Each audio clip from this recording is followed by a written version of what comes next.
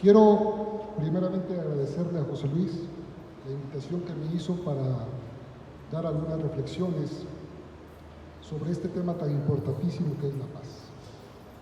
Sobre todo también al Club de Rotarios, que sin duda alguna en estos momentos actuales tienen un papel fundamental.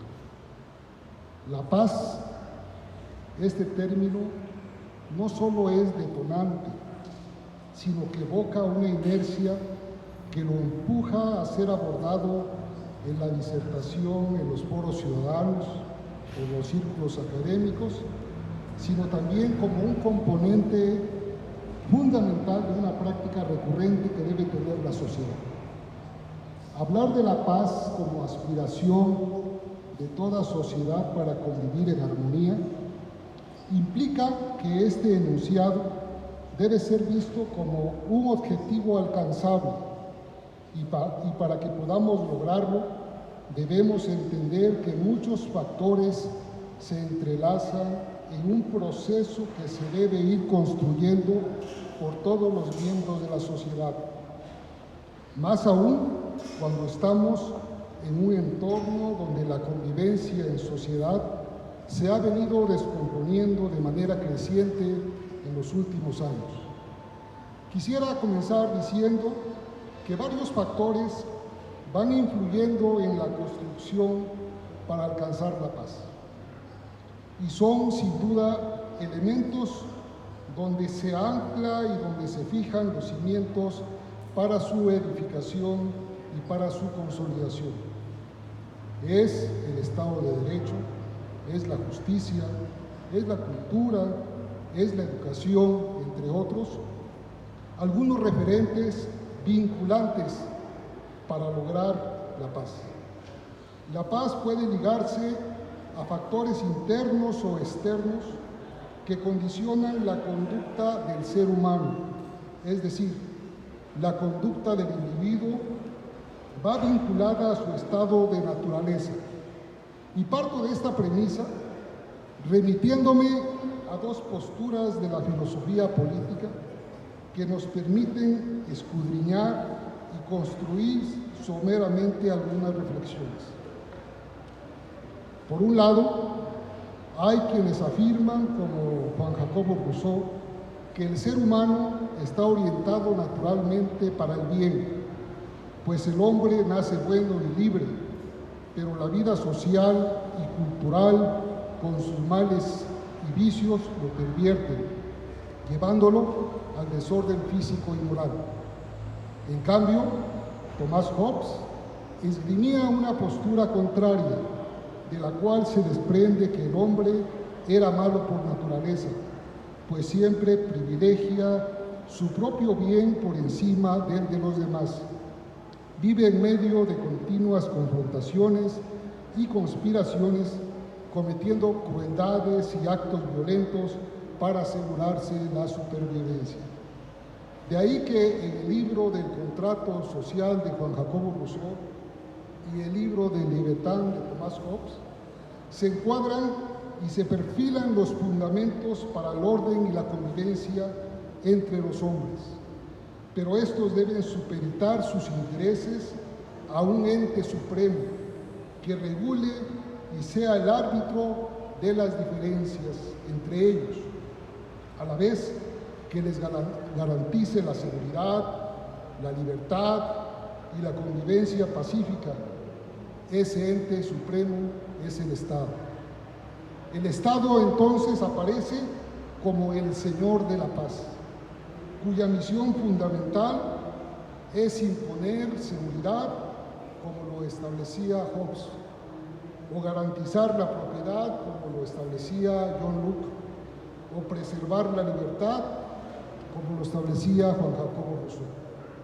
Coincidente con el pensamiento de Hobbes, Immanuel Kant, en su libro denominado Sobre la paz perpetua, nos habla de algunas premisas para establecer la paz entre los estados, por lo cual establece que es necesario respetar ciertos elementos fundamentales para mantenerse alejado de las guerras.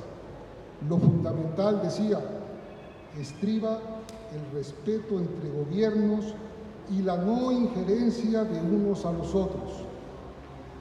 No por nada Benito Juárez lo abordó en la frase que lo distingue y lo identifica cuando señalaba que entre los individuos como entre las naciones el respeto al derecho ajeno es la paz.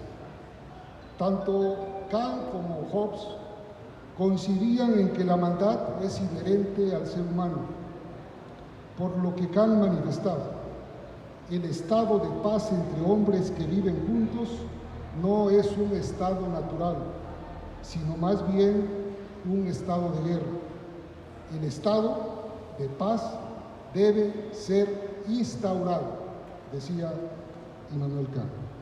De ahí la necesidad que surgió para la construcción de un Estado nacional con un poder político centralizado que ejerciera todas las atribuciones para mantener la paz entre los ciudadanos.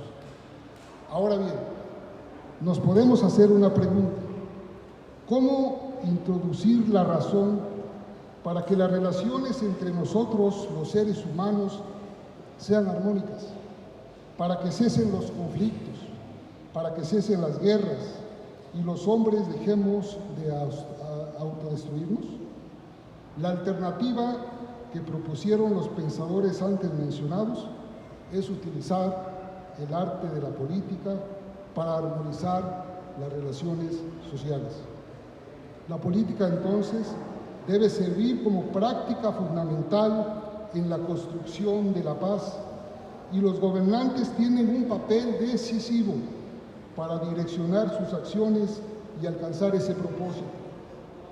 Ahora bien, México, nuestro país, va en ese rumbo. ¿Se utiliza la política para alcanzar la paz?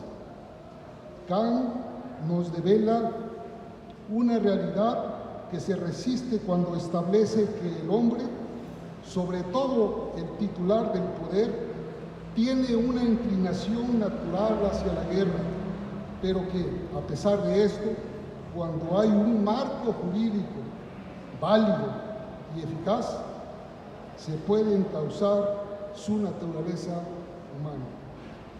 Hoy vemos el incremento de la violencia, el incremento de la inseguridad y los conflictos que van cada día en aumento. Y nosotros nos preguntamos: ¿dónde está la misión del Estado? ¿Qué es lo que debemos hacer?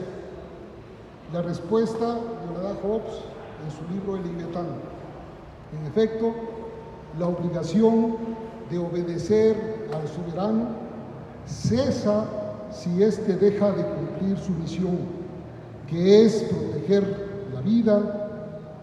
Es más, Hobbes justifica que un individuo mienta, deserte o desobedezca al soberano para salvar su vida, porque es él el que pone a la vida como un bien supremo. ¿Nos da sentido esto a nosotros, lo que está pasando? ¿Nos da sentido o nos recuerda algo? Un ejemplo a manera de pregunta: ¿por qué se han establecido los grupos de autodefensas en diversas partes del territorio nacional? ¿Acaso el Estado ha abandonado su misión? ¿Por qué tanta inseguridad en nuestro país?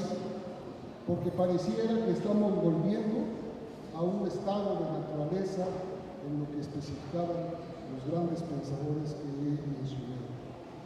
Ojalá se pueda retomar el camino al establecimiento del Estado de Derecho. Quiero terminar mi reflexión diciendo lo siguiente: el hombre tiene instrumentos al alcance de sus manos para contrarrestar sus tendencias negativas con la aplicación del Estado de Derecho. A través del Estado de Derecho puede verse protegido por la ley y alcanzar la paz. Donde no hay Estado de Derecho, la ley no existe. Donde no hay ley, no hay justicia. y donde no hay justicia, no hay paz. Muchas gracias.